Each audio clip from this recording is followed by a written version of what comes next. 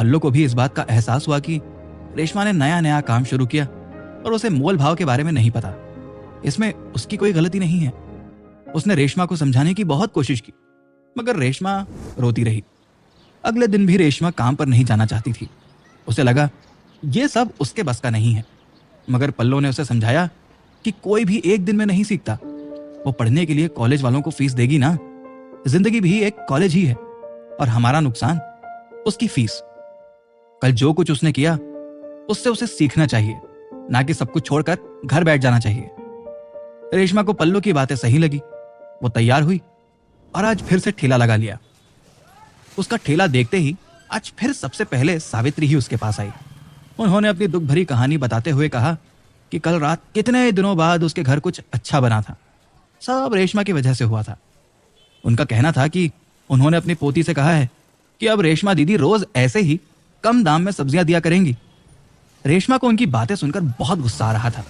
उसने सावित्री से कहा, देख चाची, अब हम तुम्हारी जाल में नहीं फंसने वाले।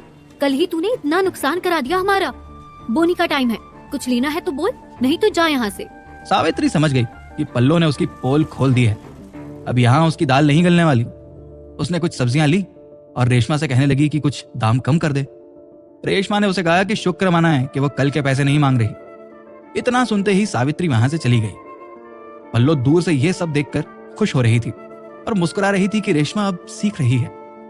रेशमा ने बाकी ग्राहकों को भी ऐसा ही जवाब दिया। इसका असर यह हुआ कि उसके ग्राहक घट गए। शाम तक कुछ सब्जियां बची रह गईं। पल्लो ने कहा, कल जैसे 2 घंटे में ठेला खाली हुआ, उससे अच्छा है कि कुछ सब्जियां बच जाएं। पल्लो ने आज की कमाई गिनी तो उसे सब सही लगा। उसने कहा कि अब वो ये सब्जियां जितने मर्जी दाम में बेच सकती है। रेशमा ने बची सब्जियां भी बेच दी। असल मायने में उसकी पहली कमाई आज हुई थी, मगर वो खुश नहीं थी। उसका पहला दिन ही इतना बुरा बीता था।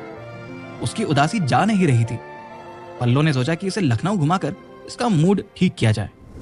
रेशमा जाना नहीं चाहती थी, मगर पल्लो के बार बार कहने पर उसे चलना पड़ा। रास्ते में उन्हें विज्जू भी मिल गया।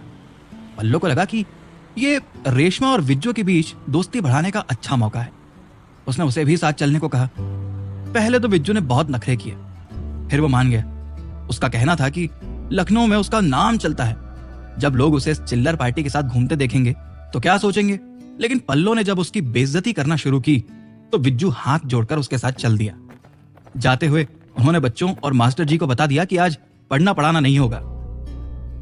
रेशमा पहले से ही उदास थी। उस पर यह विज्जू, उसका सारा मूड खराब हो गया। लेकिन वो पल्लो को मना नहीं कर